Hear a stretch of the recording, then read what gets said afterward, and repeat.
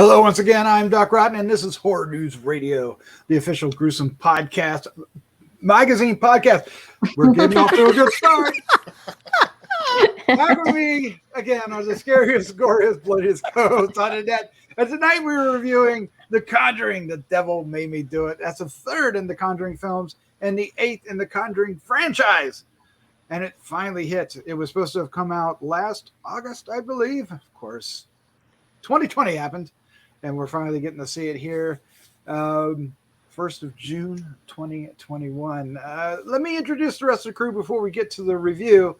Starting off with the one and only Dave Dreher. Hey. Hello, everybody. Hey, Doc, did you go see this in the theater, or did you watch it on HBO? I watched it with the family on HBO Max. Okay. Yeah. Same here. I didn't watch it with the family, but I watched it on HBO. Yep. Otherwise, I would have gone. Yeah. For some reason, I like to go Thursday night the night before, and it didn't play because I think the HBO Max thing. But yeah, that's right. Yeah, makes sense. All right. Also joining us is award-winning filmmaker Christopher G. Moore. What's up? Just stop for a minute. There we had the bobblehead of Christopher. Yeah, the devil made me do it. Speaking of the devil, let's introduce podcasting rock star and international cosplay queen and the devil herself, Vanessa. How you doing? He's back. And he's going to make you do all kinds of wacky things. Oh, no. Yeah. Ladies and gentlemen, we have a hand puppet. We had dancing before the show, and now we have a hand puppet. I don't know. We knew things were going to be bad, and here we are. All right. No, that's awesome, actually. All right. We have a lot to talk about tonight, especially the movie The Conjuring, which, of course, is one of my personal favorite franchises. Conjuring, Devil Made Me Do It, available in theaters and HBO Max, June 4th. Terror, murder, and unknown evil, but even experienced real-life paranormal investigators Ed and Lorraine Warren, one of the most sensational cases from their files. It starts with a fight for the soul of a young boy, then takes them beyond anything they'd ever seen, to mark the first time in U.S. history that a murder suspect would claim demonic possession as a defense, and literally coin the phrase to lexicon, the devil made me do it. It's directed by Michael Chavez, written by David Leslie Johnson McGoldrick, and the story by James Wan. Cast includes Vera Farmiga, Patrick Wilson, Rory O'Connell, Sarah Catherine Hook, Julian Hillard, John Noble, Eugene Boderant, and Shannon Cook. I like that. I don't know what it is, but I like it. So what we're going to do is we're going to give our first impression. During our first impression, it's going to be spoiler free, so you're okay if you haven't seen it.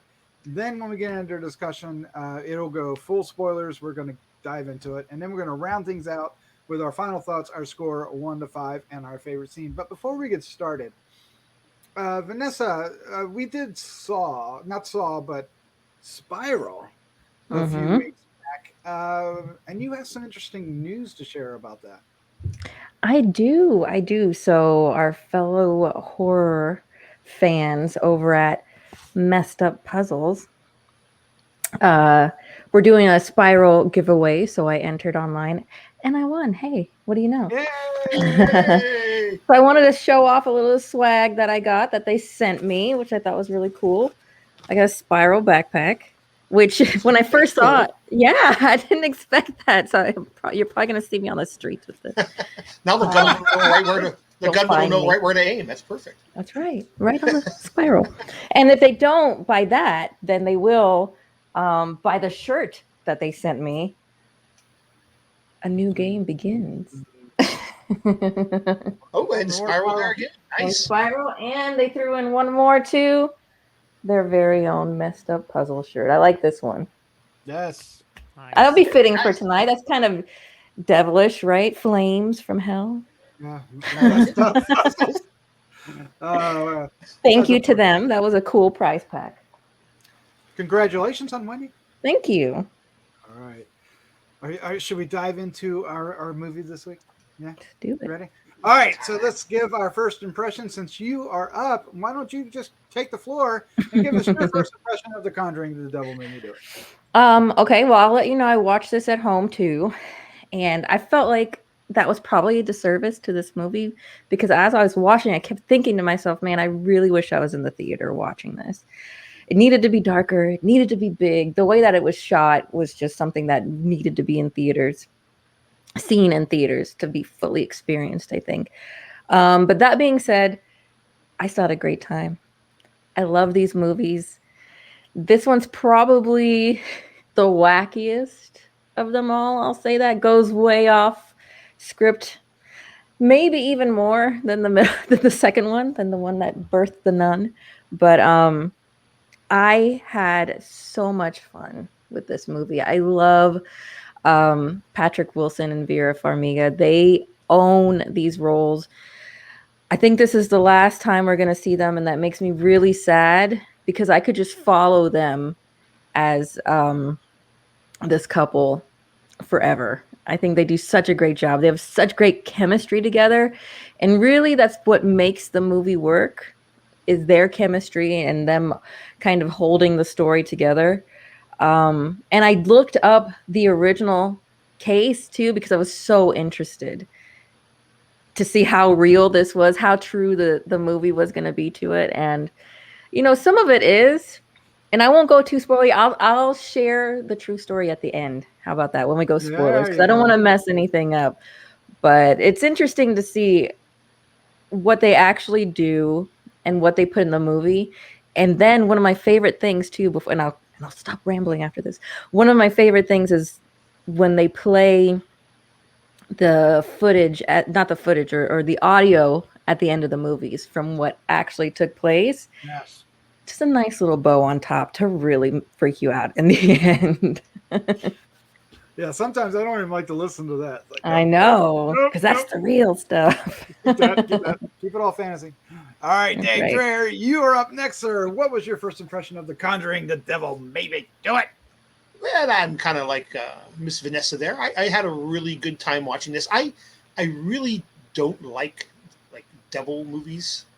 Any of you who've been around long enough to know, this used to be an ongoing discussion, especially when Santos was with us. We both had kind of this aversion to devil possession films. And it still holds true. I'm very uncomfortable watching these movies. I'm not an overly religious person. There's just something about these type of movies that put me on edge, which I guess is probably a good thing. But for me, at times it can be to the point of distraction. And especially like there at the end when they played those tapes, I was like, oh, fuck, I don't need to be hearing this. I don't want to be hearing this. I don't need to be hearing this. But I thought it was pretty well put together. I know, Vanessa, you'd said this may be the last time we see the pairing of these. I think they're fantastic as Ed and Lorraine, but it's starting to feel a little worn to me. Warren? Get it? Warren? Yeah, just on a couple different occasions, I don't know, it was just starting to feel a little, I don't want to say draggy because that's not the right word, but I was just kind of like, it was kind of like the latter episodes of Kolchak the Night Stalker. You're kind of like, all right, you kind of played this out now. It might be time to stop while you're ahead here. But overall, I really enjoyed it. But I would actually like to go see it in the theater. I agree. It needed to be darker. It would have been great to have some other people around gasping and screaming at the appropriate moments. Yeah, that'd be great. Yeah. But it was fun. I did enjoy it. All right, Christopher G. Moore, sir. What was your first impression of The Conjuring, The Devil Made Me Do It? Here we go. I'm ready. Jump in, boys and girls. What do you expect to be like? Movie sucks. No, I enjoyed it for what it was. I'm still very disappointed that James Wan wasn't there to sort of end this specific storyline, because I think that's the one missing piece of the messed up puzzle. That kind of made this film felt like a possessed being. It didn't feel like the James Wan being that we're used to with the first two films, and that's what made it feel kind of off. And I think also its reliance on other properties, everything from The Exorcist to The Shining. It just felt like it was trying to ape other stuff instead of being what it is. I think the great thing about the James Wan films is how it sort of took the haunted house film and took those elements and made it its own. And then was able to create other things that could spin off into other properties. But at the same time, it felt like it was missing something. And for me, that's a very sad way to go out on this sort of trilogy of films. I think, the Warrens, those two actors that play those characters, I think they still do a good job of making us care about these characters. And I think the whole point of it is these, the good thing about these movies is they don't really treat characters one way or another, especially when it comes to religion, because a lot of horror films usually treat Christian characters as being idiots or jerks or whatever, and actually they're treated with respect, even if they don't believe in this, or because there's even like a priest in the prison who's you feel bad for him because he's like, I'm not used to this kind of stuff, but even him, he's not really treated in a bad way. So yeah, so something just feels kind of off about it. I mean, granted, it has some good sequences. I kind of like The Occultist better than The Nun, to be honest. Okay. Just in the creepiness of it. Although at the same time, when you have a character that's, well, I'm not going to say anything, but usually when beings are more supernatural as being human, it's kind of weird how they have the same powers as supernatural beings. But anyway, we're gonna get into powers. We'll get into that in a bit. Yes. That kind of like, I was kind of like, what? But yeah, it's got some great moments. I mean, I like John Noble. I don't know. I was one of the few people that actually watched Sleepy Hollow when it was on, and I loved his character in Sleepy Hollow. So, and for me, that they kind of took his character a little bit different than what I was expecting, because I just expect certain things from John Noble if you put him in your film. But yeah, I mean, it had its good moments, and it is actually, if you look into it, it is kind of nice how they tied everything together with some of the other films, whether it's like the loving relationship of the Warrens, or even like the Disciples of the Ram, which ties into Annabelle. So there's a lot of things that sort of tie in, because the person that created Annabelle was one of the disciples of the Ram. Easy for you to say, yeah. I pulled a duck. So yeah, I enjoyed it, but at the same time, it didn't feel like it had that fire that made the first two films really work with James Wan at the helm. There was actually some scenes that were shot kind of cool and creepy, but then there's other scenes that just felt very TV movie-ish, and it kind of took me out of it, because I felt like the look of it was all over the place, and I think that I was not a big fan of La Llorona. So and I felt some of that, where the director was trying too hard. So yeah, I enjoyed it, but, and I liked it. It took it in a different direction than your normal haunted house thing, but it still didn't feel like it had everything that worked like the first two films did. Yeah. It's kind of really difficult to go into this and not compare it to the first two, and to follow James Wan is a difficult thing to do in this genre, especially when he's the masterhead of the entire franchise. But I really enjoyed it. It does pale by comparison, but it's still a good film. I really Vera Farmiga, Patrick Wilson are just wonderful. This is the fourth time we've seen them in a film, because they were also in Annabelle Comes Home, right? Or yeah, is that right? I think is that the third one? I can't remember what they're called anymore. One of those, and it's always great to see them together. And she's really starting to capture the kind of the look and feel of what we think of uh, Little Miss Warren because Mhm. she's got the hairstyle now and Yeah. everything, and then they tackle a certain element of what happens with Ed Warren in this film. So it's because we are in '81, so this is this is the one that is the closest to the present out of all the franchises, right? They range from like 50s for the Nun up to like 77, I think, for the second Mm-hmm. Conjuring, and then everything else is in between. So it's a blast to have them back, and they it's interesting because it's not the same kind of thing where they get called into it. We start, bam, they are already there, and they're actually waiting for the Exorcist to come. The Exorcist has been approved, and the Exorcist, who we recognize, shows up and does the ceremony, um, and really has quite an exciting intro to the movie. And then the plot happens, and then it has a really great finale. And with those bookends, I ended up really enjoying it. And the director, I think I liked La Llorona better than most of you. I can't remember, but I know that Chris, you did not like it. But I thought he's starting to come into his own. He's still showing, still a little green, I guess is one way to put it. But he's still, I think he's really maturing as a director, and that you really see growth if you compare the two films. And I think what this lacks in comparison is that solid connection that the other two films did, right? Because the Nun was based out of her past, and Annabelle was wrapped up in the other story, and here we really don't get a connection to their home life until really close to the end, right? With those great scenes where they bring the little souvenir back into the museum, right? And but we did get to see somebody else's museum, so that was kind of cool because they felt like, ooh, looky here, there's all this stuff.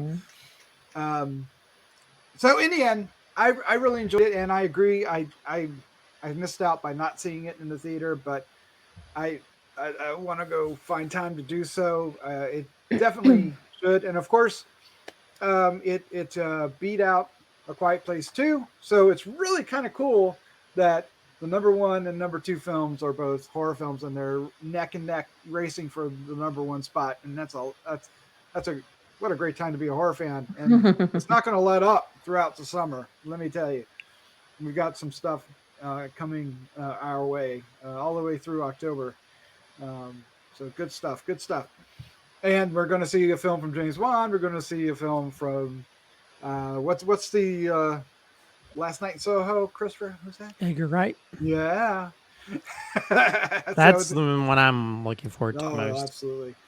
All right, so we're going to jump into spoilers now because it's hard to talk about this film without spoiling it. So if you haven't seen the film, you might want to pause, go see it, and come back. If you had, we're going to get into it. So let's start discussing the film. And I guess, do we want to start off with the occultist herself? I mean, we basically have a solid, straightforward villain in this, who has like a kind of like a companion villain on the side, right? the actual demon entity. But Vanessa, you obviously have something to say about the occultist, so jump in. Had I known that I could be an all-powerful curse-casting being just by being a master Satanist, I would have joined the Church of Satan years ago. That's all I have to say. The power that they give to these Satanists in this movie is incredible. It just makes it so fun because in your mind you're like, I know what Satanists look like. I know what they do, and it's not this. So well, it's movie Satanism, right? It's putting the satanic panic right out there, and so that was really fun to me. But Chris, what you were talking about, it kind of being kind of hard to peg down the way it was shot and the atmosphere of it. I was personally thrown a lot between the 70s and 80s kind of feel of it in the way that it was shot. And now that makes sense because it's 81 and 81's still walking that line. And I don't know, it gave me a weird, like, Are we in the past with the Warrens? Are we moving forward kind of thing? But I think the thing that cemented it for me was the music. The music was so good. And that's one thing that's always been really great about these movies, right? They always have at least one song in there that really catches your attention or pegs you into where you are or what's happening. You know, when we were in England, the music we were hearing, when we were back on the it wasn't really a farm, but the first movie, you know, there's just the sound puts you there. And that kind of happened, especially with that Blondie song. Yeah. When the real action is happening at that time. But yeah, this is like a pro Satanist movie to me though, because if I can have that much power. Wow. That's cool. Well, not the way it ends. No. Oh, but you know what else is funny?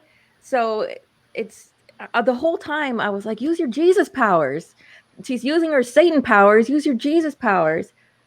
But the power of love is what overcame the Satan powers. This is how I was thinking about it while I was watching it. I'm sorry, you guys. Yeah. You're in my head right now. This is how I think in my head. It's like a Voltron of emotions. Oh no! Use our love powers together. Love powers, but I kind of I love that because it doesn't make it true. Just a full on like religious kind of hero, right? It's bigger than that. It's love. It's something that you can't argue with, right? So I kind of really liked that about it. The way to take down the master Satanist powers was with love. Well, I guess it's all about just, you know, causing other people to go after each other. Mm-hmm. That seems to be the negative energy, and the positive energy is let's team up in the power of the Warrens and well, one thing Warren powers activate. Yeah, Warren powers activate. Form of a cross. One thing this film had going for it, I thought, was that we had a clear picture of what they had to do to accomplish their goal, right? It wasn't some hokey pokey thing to pull out of their butt at the end of the movie. They had to find... What movies are you watching? They had to find the throne, had to destroy the throne, right? So right. You know what they had to do. Yeah. And I like that. I thought the finale, the third act, this really went a long way to keep this film together, and it was suspenseful, and there was a lot of crazy things going on, and it looked great, I thought, in the tunnels and everything. And can I just say one thing? I think it's funny you have this sort of ancient basement with all these things, and there's like Home Depot lights in the background. Those big construction, those like... I was like, couldn't you have like some candles? Or I mean, I don't know. I was just I laughed so hard because when they went down there, it kind of ruined the reveal for me. It's like, why are there like Home Depot lights around this sort of ancient satanic throne? But I don't know. That was just me, just production design head. I was like, that just ruins the whole. It's like goth on a budget, Chris. Goth on a budget. I guess so, but she looked like the daughter looked like from like the 1800s. She didn't even look like from current times. Which I guess that was my biggest confusion because I thought at first maybe she was like the nun, like some kind of demonic being or entity. And her abilities, how there's like one thing where she goes from the back of the room, to the front of the room, just like that. I was like, unless I guess the demon's giving her power or something, but she was just so, I don't know. There was things like that I was kind of confused about. It's like she turned into smoke at one point. It was awesome. Yeah, she's pretty cool. Well, yeah, but I guess she's witchy woman. I guess she's has that ability, but yeah. This song. Yeah. Okay, so so we got the occultist, but then there's also the possession, right? And we find out that the link between the two is this curse, and they make all that work. But the possession at the beginning of this film, we get a very clear and I thought brilliant homage to The Exorcist at the beginning, where he shows up. So many homages. Yes, but it was great. I loved it, but I love the idea that when they're running through the house, that every time the boy just reaches out to the wall, that this big scratch would go down the wall. lot of cool stuff. Now, Why, Dave, why wouldn't the demon scratch the people though? It costs too much money. cost too much money. Easier to put the scratch on the wall. Yeah. Hindsight's 2020. Dave, you say you don't like the exorcism as much. Did the beginning of this movie creep you out more than the finale because of that? You know, it did to start with, because again, it's the little boy, right? I mean, again, Right. we're in spoiler now, right? Yes. So it's the little boy, and it was looking really good, but there's some CGI in there when the body's doing the contortion stuff that I thought looked really, really bad. Especially the one scene where he kind of rolls over on himself and like stands up backwards or something. I'm not sure, but I was just like, oof. Well, you know that the kid is actually a professional contortionist. Oh, is he? A lot of the you can tell in contortion. some of it, like with stuff where he had his head up under his arm and stuff. That shit all looked good. But there was one thing where he went from lying down to standing up, and I thought it looked really bad. Because that's why they. I think he was on America's Got Talent, or he's one of those like talent shows, and that's why they hired him That so he makes could do the sense. contortions. But it did have that weird, uncanny valley to where it. I don't know if it's just the face or something about it looked kind of off to where it kind of like it felt. Yeah. Which it which kind of is took me out of it. I was like, I mean, I thought it was like Linda Blair good, there at the beginning, and then that happened, and I was like, oh. Well, me too, and I think it's sad when they try to add that little bit of tinge of CGI, and it kind of makes you think the whole thing is crappy CGI when it's probably the kid was contorting a good bit of that time. So yeah. Now, that kind of took me out of it a little bit. Yeah. So speaking of the kid, we have to stop here just for a second and talk about Julian Hillard. We've seen him many times over the past few years. It's a little kid. We've seen many times. He was young Luke in Haunting of Hill House. He was little Jack Gardner in The Color Out of Space. We couldn't hear you. We're trying to send you science talk without couldn't doing hear anything. me? your audio mic got was muffled out- for a second. Yeah, Oh, it's okay. muffled. So he was young Luke in The Haunting of Hill House. Yes. Okay. Yeah. He was Jack Gardner in Color Out of Space. His little boy. Yeah. in that. Yeah. And he is Billy Maximoff in WandaVision. I knew. Oh, I was okay. the whole time. Well, Okay. maybe they got someone else. Maybe that's what it is. Maybe they got a contortionist To do those scenes. to do this scene, and that's why they had to like maybe CGI his face. So maybe that's why it looked all kinds of weird. But That you know what? The whole would- time I'm like, I've seen this kid somewhere before. Yeah. And he wasn't wearing these goofy '80s glasses when he did it, Yeah, like true. like mom glasses. He's getting quite a career. He is. Yeah, sure And is. I guess we're going to see him in the future Marvel stuff, I guess. But I thought he was great. I really liked him in this. Mhm. Matter of fact, I liked all the cast. I thought they did a great job. And I liked the... all right, so I liked the jail scene when the boy's possessed and they're trying to save him, and you were saying the priest didn't know what he was doing. He's like, "Oh my god, what do I do?" And but what I love though, my favorite was if you paid attention, like there was a woman that was kind of like watching the entire. On the Oh yeah, phone. like in that room. Oh, yeah, yeah. she was like in the Room, glassed room. Yeah. because he's in the what is it, the infirmary. infirmary, right, Infirmary. that's what I'm trying to think of. And she's in there, and she's like freaking the fuck out. She's like on the phone. I'm I like, know. I was watching her. Yeah, she was good. she didn't know what to do. She was just back there freaking out. well, that's the one thing that I kept thinking. Like, why didn't they call her on the stand when they were in court? We just saw this guy floating in the middle of the room. Do you want to follow up on that, on the case? Yes. Now's the Okay. time. So the first case ever in the United States to plead demonic possession, and it was thrown out before it even got anywhere. Never They said, made it to court, huh? Not gonna happen.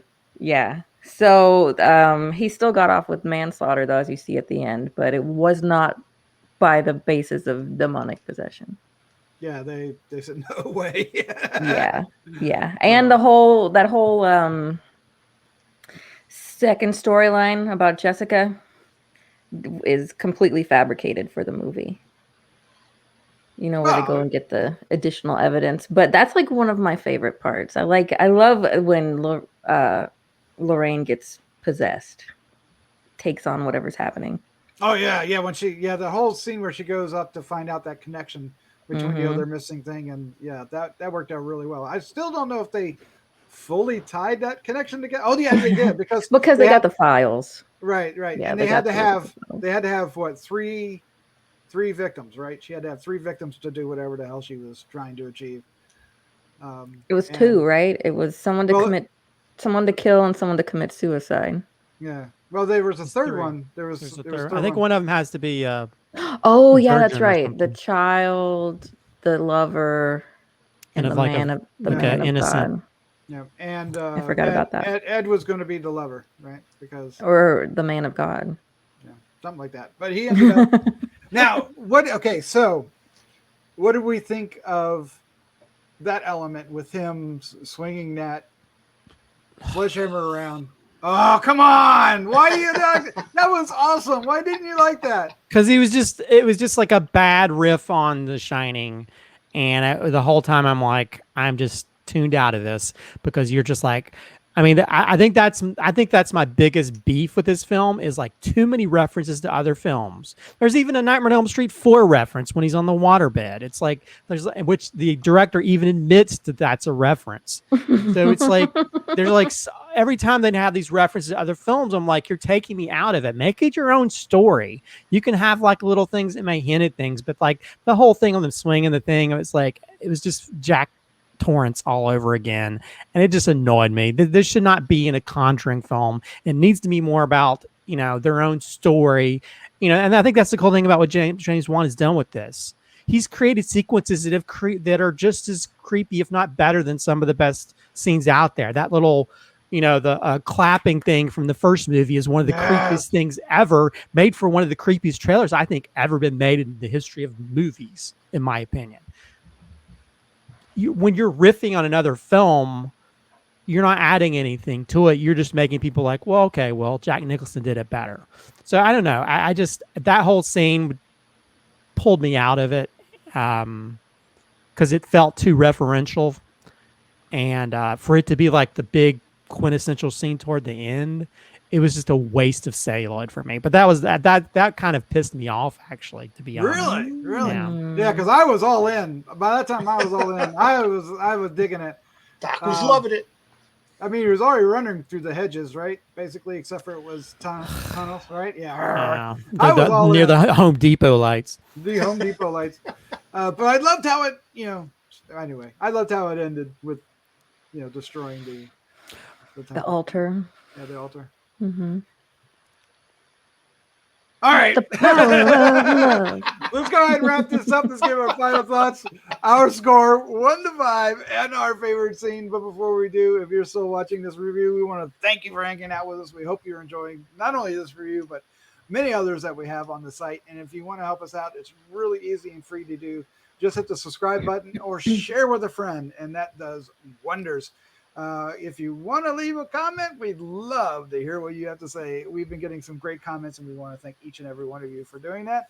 And if you want to actually help us out, you can go to Patreon, and let's go ahead and take the time to thank our patrons over at Patreon, who, without their support, we wouldn't be able to do not only Horror News Radio, but Decades of Horror, Heroes and Droids, and Gruesome Magazine podcast. All right, let's do it. Our final thoughts, our score, and our favorite scene. Vanessa, you are up first. I can't disagree with Chris in saying that it didn't necessarily feel like the best ending to the Conjuring series. Because he's right. The other two were very unique and set the standard in certain ways and did new things. And, this one did feel a little bit familiar, if you want to put it that way. But I still had a really good time. I enjoyed a lot of things about it. I love the music that they had in it. I love getting to see Ed and Lorraine again. Obviously, I loved the Master Satanist. That was my favorite. I really loved that so much. I loved the whole satanic panic aspect of this movie and them leaning into that. And all 3 movies have had female villains, if you will. Oh, that's right. Yeah, Oh, wow. Sure have. Just realized that when I was watching it. Nice catch. Yeah. Yep, the witch, and then the nun, and now the Master Satanist. So La Llorona, Annabelle, they're all female villains. I mean, that's kind of cool. Make a whole universe out of these female villains. I liked her. I thought she was pretty badass. I thought the lady who played this character pulled it off really well. She had a great air of just above everybody else. She feared no one and nothing until the very end. And the ending was pretty cool. That was pretty brutal too. We didn't I see love that. Yeah. too much, yeah, but it was pretty good. So yeah, I really enjoyed this one a lot. I just love these movies as it is though, so maybe a little bit biased, but I had a lot of fun. And I don't care what Dave says. I'll take more Ed and Lorraine if I can get it. I will. It would be nice. Wouldn't it be nice if they decide this isn't going to be the last? If they were going to bring James Wan back and do one more? Well, that would be cool. Let him go out on a high note. Yeah, that's what needs to happen. You never know. They do all kinds of things. You say something won't happen, it happens. So yeah, I would absolutely recommend this one, and I'd recommend seeing it in the theater. I really feel like I missed out, and I think Doc, maybe you could twist my arm into going and seeing it in the theater. We tried to, but they were sold out at the Alamo when we tried to go see it. So, which is a good thing for The Conjuring. Yeah. Okay. Favorite scene and score. So I'm gonna give this one a 4. Solid 4. Excellent. So, yeah. And my favorite scene. Oh my gosh. What is my favorite scene? I just rewatched The Bad Batch, and I was picking out my favorite scene in that, and now you got yourself all confused. I know, I got myself all confused. I will say, one of the things that really stood out to me was that it was the power of love that kind of defeated everything. As corny as it may sound when I say it like that, I liked that because more people can relate to that and connect with that than they can with God or Jesus or religion, you know. And I liked that it was focused more in that way. So that was a really happy moment. But I think, can I just choose the Master Satanist? Can that just be my favorite thing? That's what I choose. And I think you just did, yeah. Yeah, and I really liked the totem that we saw. I thought that was a really interesting design. And I didn't look that up totem. Right, I find that thing under my house, I'm burning the house down. The whole house goes down. The whole house goes down. But yeah, I liked it. All right, perfect. Dave, you're up next, sir. Your final thoughts, your score, and favorite scene. I enjoyed this quite a bit. It was good. I really am kind of hopeful that it's not the last Ed and Lorraine film, because this is not the one for them to go out on. We need a better one. Start a petition. We're doing it. That's right. But I did enjoy it. It's certainly flawed, but at the end of the day, it's a fun ride, and I think a lot of that rests solely on the performances. That really seems to be what saves it. Let's see, favorite scene. There's a couple instances in this movie of just like some real simple visual trickery. That's not really anything over the top, but I really like the one where they're down in the tunnel and Ed and Lorraine they're separated, and like Lorraine comes running up, and she's behind Ed, and she calls for him, and he turns around and she runs towards him, and when he gets there, it's that fucking Satanist bitch, and she blows that shit in his face. I just thought that looked really good, because you don't see that it's not Lorraine until like she's right the hell there. She's like right in his face. Yep. And it just kind of like, I was like, oh, god damn, damn you, Satanist. So I did like it. I'm gonna give this a 3.75. It's definitely worth a watch, but I really hope this isn't the last time we see Ed and Lorraine, because this well, it can't be a trilogy if they're gonna make another one, but this Ed and Lorraine little franchise thing needs to go out on a higher note.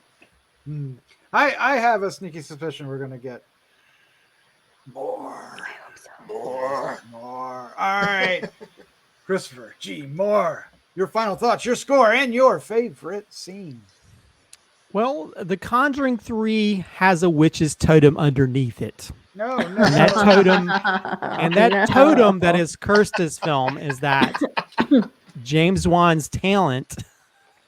has made this film, which was not directed by him, feel cursed. It doesn't feel like the same thing. Now, granted, it does have its moments. I think the her running at the camera, I didn't like that. I feel like that's become a trope of movies. What was that movie we watched where the little boy turns into the man? He's running towards the camera. That seems to be so tropish, and I think that's the biggest problem with this film. It feels very tropish to where you expect the scares. The great things about James Wan's films is that he throws your anticipation off. You think it's going to show up here, and it shows up there. And I think that's the one thing it's missing. This, it plays by the numbers. It does the normal thing that you normally find in these type of films, and it does have some really interesting moments. Probably more. It definitely goes more Supernaturalville, Evil Deadville in parts, if you think about it, with reanimated dead and witches. Because most of the stuff we've seen before has mainly just been like, supernatural entities scaring people. But I think also another big problem is, I don't mind it if they take the storyline into a different realm with this, where it's not basically like haunted house thing. But the great part about the first two films is that you have these groups of people that you learn to love and enjoy, and then the shit hits the fan, and then that's when you start caring when the supernatural stuff. And this one, we're rush right into it with this family, these people that we get to know in the very beginning. We really don't have time to get to know them that much, and I think that's a detriment to the whole story, in my opinion. And the Warrens, I think it's great that we have that same relationship. Although I saw someone online talking about this film's a whole lot better than the second one, where they had him playing guitar, and I was like, that was one of my favorite parts of the second one, because it's all about their relationship, And this one feels like almost like even though I think it's nice, it feels like an afterthought where they're just trying to tie into the things before. So yeah, I think, this definitely is not, it's not a horrible movie. It's not one of those movies that sort of like taints the rest of it, like that first Annabelle film did. This sort of, but it still has those missing elements that make it feel. It feels as cold as somebody who's possessed. It doesn't feel like the same Conjuring stuff, but it still has those moments where I enjoyed it. Although I think more than anything, finding a witch's totem under your house is having a bunch of rats under your house as well. That might be a good reason to burn your house as well. If you got a rat problem. So you seem to be worshiping that altar too. Yeah. But yeah, I think I would be freaked out if I found it in my house as well. Although they have there's a hole in the wall at one point, and you think it's going to tie into something, and it doesn't. Yeah. I thought there was going to be some room behind that, and all it is just a hole that the rat ate through. So things like that don't really make sense. So yeah, this is a little bit more of a messier. It doesn't have that Conjuring magic that James Wan did with the first two films, but it still has a little bit of those elements floating around of his magic to remind you of how good the first two films were. I will give it a 3.5. Okay. That's better than I was expecting, actually. Yeah, I'm not gonna totally crap on it, because it's not one of those films where I came away like, oh, I hated that. I hated the whole experience. I still enjoyed moments of it, but it still made me kind of sad that I really wish James Wan had directed this, because I think it would have bookended a whole lot better. I think he would have added his own flair, which would have made the film more a complete ending to those three films, as opposed to this, which just feels like, we need to make an ending story. As for favorite scene, I think the occultist death for me is my favorite scene, because I think we always see like the broken bone type thing, but just the way her body falls at the end of that seems very realistic. Mm-hmm. So I think that's the one scene that kind of did it for me. Although there's other scenes that felt very video game-ish. I don't know about you guys, like the part where she sees herself behind herself. And anyway, that's my favorite scene. I like that scene. You're pooping on all those scenes I like. Okay, so I love the Conjuring films. I even love most of the Annabelle films. The first one rubs me the wrong way, but the other two, the following two, I really enjoyed. And The Nun, I I actually enjoyed watching it the second time a lot more than I did the first. Because I finally watched it again on on TV at home, and I didn't get I was a little too harsh on this, I thought, because of trying to it needed to live up to something, and it didn't quite do that. But once that was removed, it plays better. I still love this because of Ed and Lorraine, of the characters that are playing them.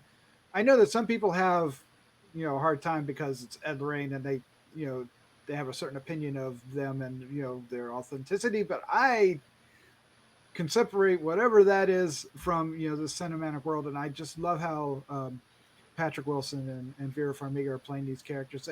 Their chemistry together is wonderful, and it is totally their story this time. They're not the first two. They're kind of supporting characters to the rest of the story, and here it's more about them doing the investigation, which I kind of dug. But Chris is right. You do miss that other element because we don't have that connection to whatever they're there for, right? And in this case, we don't really get to know the family, the boy, and then we're jumped right into it, which made for a very thrilling beginning of the film for certain. But yeah, I can see where that might be the element that I feel is missing, is really that heart, that connection. And but at the same time, I don't know. I really dug this. I thought it had a lot of interesting things going on. I didn't know where it was going. It felt fresh in that respect.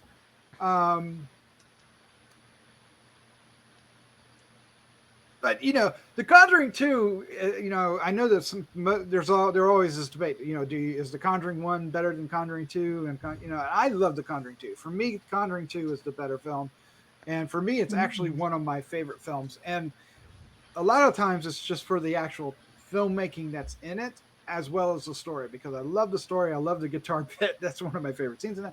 But it's, that film is like a terrific exercise in how to make a horror film, timing and pacing and characters and, scares and all that stuff. And this one, obviously pales comparing to that, but it's better than the the Nun and the Annabelle films, even though I love the Annabelle third one. I love them. The third So one's good. I just love the circus of it, right? Yeah. Anyway, so for me, I'm gonna give it a 4. I'm gonna give it a 4. I want to go a little higher, but I'm gonna give it a 4. I definitely am going to watch it again. Most definitely. But the thing is that I mean, do we get more than one kind of creature? And I guess we do, because we have the demon thing too, right? We have the occultist and then her pet, and then I guess we have a third one that kind of shows up at the end. Maybe, I don't know. I don't know where I'm going with that, so I'm going to shut up. My favorite scene, I'm going to go with one that we haven't talked about. At one point, Lorraine uses her powers. Usually she can touch somebody and kind of get a vibe, right? And for the first time, she touches a corpse and tries to do it, and to get that connection that that hasn't been severed yet between the corpse, which has been in the water for a long time and looks very gnarly, and the the occultist, right? And I just really love that, because Lorraine was up against somebody, that's human, but also her equal, but just the opposite side, right? And she's like, "How did you do this?" The occultist was like, "Well, how did you do this?" But she used the same power to kind of go back through. So they were, in some ways, kind of on this equal plane against each other. That I thought was very fascinating. And then at the same time, we get this blubbery, big, large corpse running around chasing Ed. Gross. And I'm thinking Reanimator for Christopher, just so he hates it. So But it was more like Danny DeVito's the Penguin from Batman. Oh, yes, yes. I was thinking. Batman Returns. Large person. I was thinking the one that gets the drill in his chest in the reanimator. But anyway, it's But to me, I was in that scene. I was like, oh shit, what's gonna happen? And I loved it. I think that played out really well. You could take any of the beginning of the film too. I love like the scratches down the wall and everything. I love the homage to The Exorcist. I think that one where I know you're. Yeah. It was just like because it was different yet the same, and it it was set up the right way to do it. And it was harmless in that respect. So anyway, there you go. That's our review, our long-winded review of The Conjuring. The Devil Made Me Do It. With our very own devil right here below me. So, below you. Well, Poke figuratively. Yeah. Ow, ow, ow. All right. So, Christopher, Dave, so thank you for joining me. It was a lot of fun. Theaters are back. We're having a good time. There's a lot of stuff lined up for the rest of the year. I think we're going to have to find time to do a most anticipated for the latter half of this year because everything, I mean, it's almost every week we have something to look forward to. It's going to be an amazing latter half of 2021 for content. Looking forward to it. Crazy stuff, man. Crazy stuff. All right. Let's say goodnight. Good night. Good night. Good night.